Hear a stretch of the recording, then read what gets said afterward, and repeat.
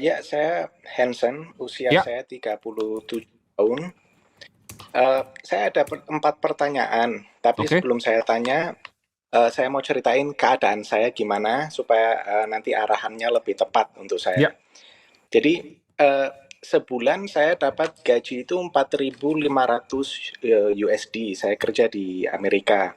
Saya boleh bisa langsung nabung. dikonversi ke IDR aja ya, biar teman-teman di rumah bisa Oh, langsung IDR, paham. oke. Ya, pakai IDR aja langsung. IDR 81 juta satu bulan, lalu saya pengeluaran apa semua, saya satu bulan bisa nabung 72 juta rupiah per Oke. bulan.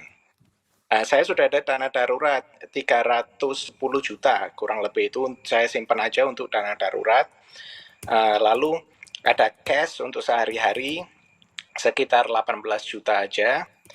Nah, karena Bitcoin itu masih bear market sekarang, jadi Ya, saya itu ada Bitcoin sekitar 99.000 USD. Jadi hampir 1,8 miliar ya. itu di Bitcoin semua. Average-nya saya dapat di sekitar 68.000 Oke. Bitcoin-nya. Lalu ada BCA cuman satu lot, terus S&P 500 cuman 143 dolar, jadi cuman Ya, 2,6 ya juta nggak kurang dihitung lah. lebih. Ya, Nggak usah dihitung. Nah, sekarang pertanyaan saya ini ada 4. Pertanyaan yang pertama, saya itu kepingin punya 1 juta dolar dalam ya mau 10 tahun pun nggak masalah sih, karena saya masih mau kerja terus kan, sampai ya. sekitar 10 tahun lagi ke depan. Nah, pertanyaan yang pertama, kalau saya kepingin 1 juta dolar sekitar 10 tahun lagi itu, ke aset apa aja ya kira-kira yang bisa saya investasikan? Bisa Itu savings berapa? satu. Kamu Yang kamu bisa savingsnya berapa? per bulan saya bisa saving 72 juta Hmm. rupiah per bulan.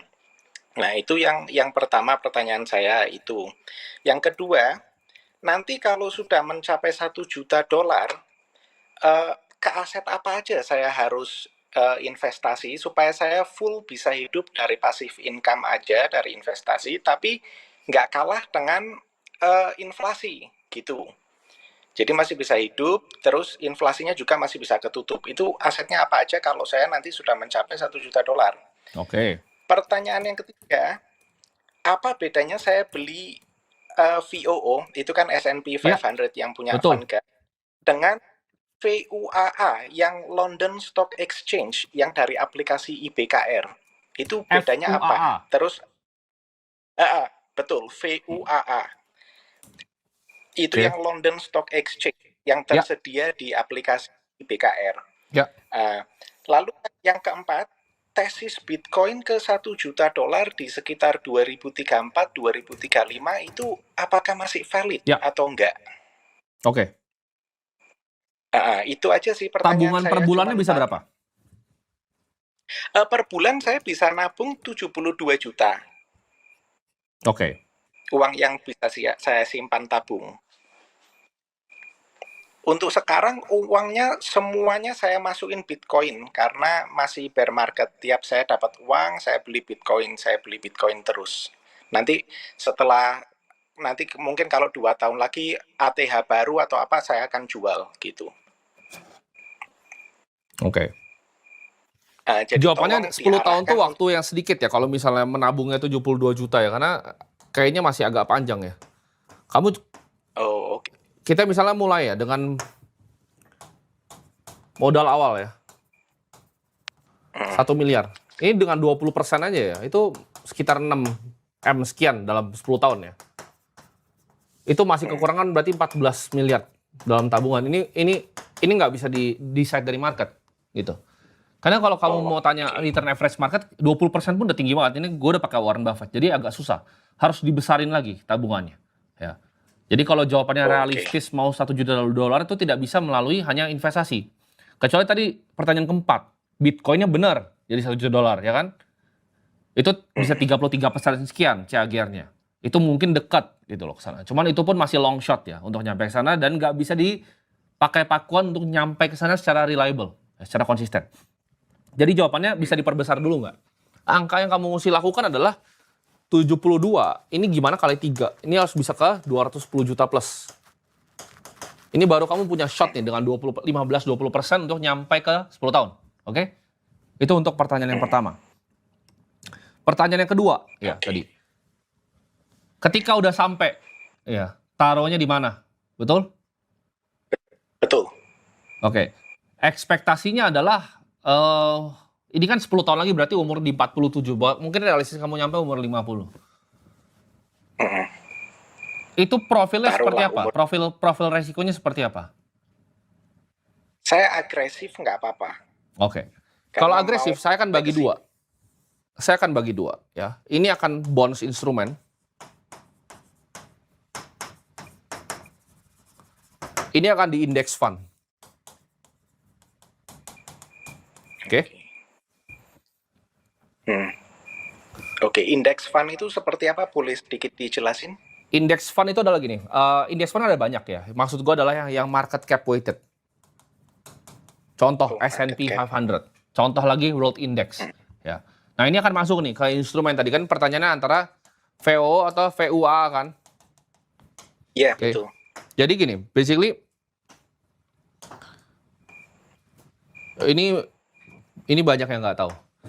Ketika kamu beli, ini kita nggak usah ngomongin broker apapun, apa aja terserah di dunia, dan gue nggak pernah saranin pakai broker apapun ya. Ketika lo beli indeks S&P di ETF spesifik Vanguard yang ini, atau misalnya kalau BlackRock kan, ini BlackRock punya ya, sama aja lo mau pakai Spider punya, terserah, siapapun terserah ya, gue nggak masalah. Ketika lo beli pakai ini akan ada namanya capital gain, betul? Betul. Dan juga ada yang namanya dividen. Karena S&P itu punya rata-rata dividen sekitar 1%, betul? Betul. Nah, ketika lu beli dari Vanguard, Vanguard adalah perusahaan yang berdiri di Amerika.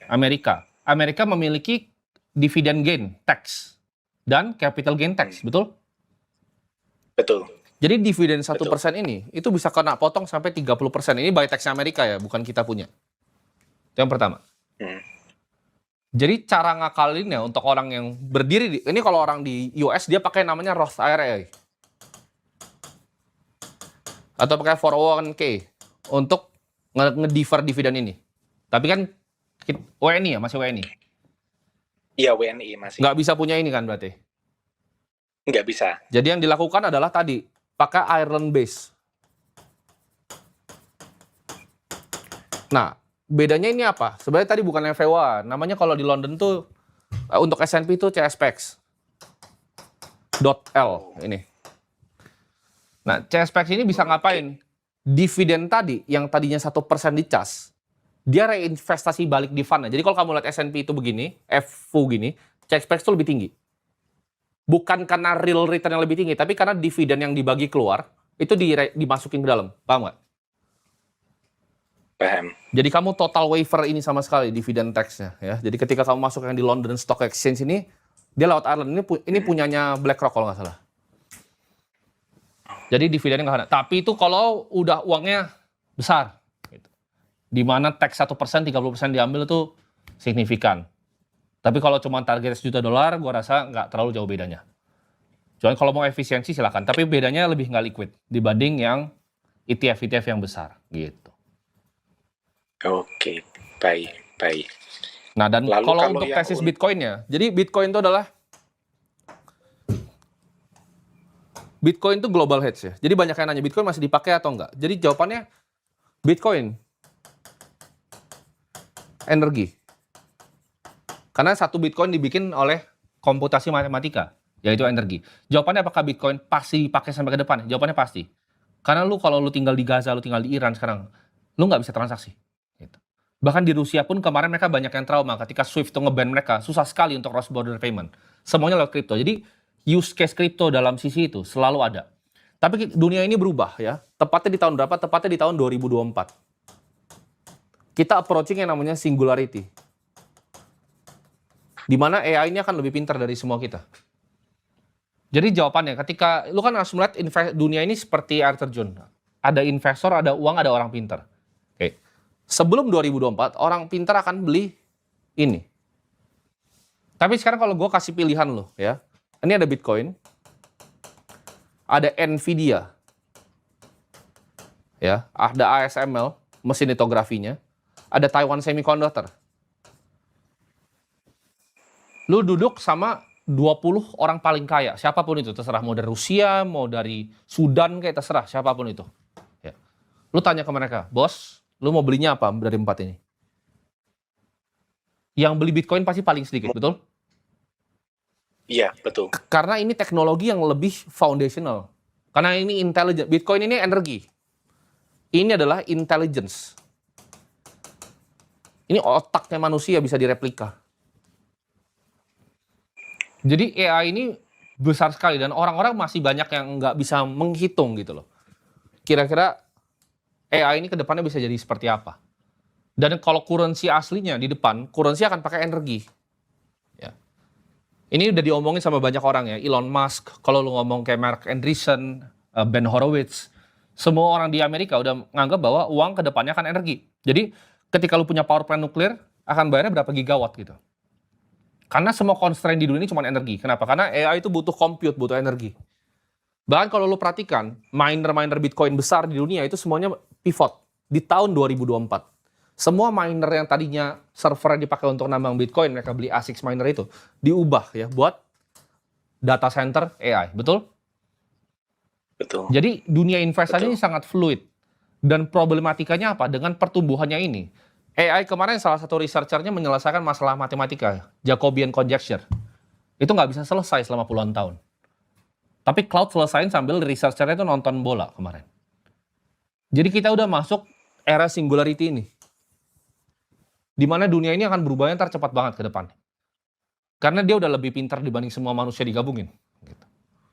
Dan kalau lu tadi balik lagi tadi, orang kaya beli apa? Oke. Lu mau cari asetnya naik, lu tinggal tanya orang kaya beli apa. Contoh misalnya di Indonesia ada orang mau bilang, oh gue mau beli rumah di sini, di daerah A, B, C. Ada orang kaya nggak beli di situ? Kalau lu beli rumah di daerah Menteng, gue tahu pasti ada orang kaya yang mau beli di daerah situ.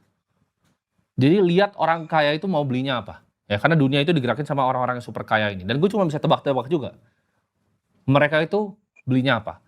Jadi apakah bisa ke 1 juta? Kalau flow-nya ini balik ke sini bisa. Tapi kalau selamanya akan diinvestasikan terus di AI, dan menurut gue akan diinvestasikan terus di AI. Karena ini kereta ini nggak ada yang bisa stop. AI butuh data center yang lebih besar, butuh listrik yang lebih besar. Ya. Jadi secara fundamental itu dua itu yang akan jadi besar. Oke? Oke. Oke. Ya, terima kasih ya. Ya, semoga terjawab.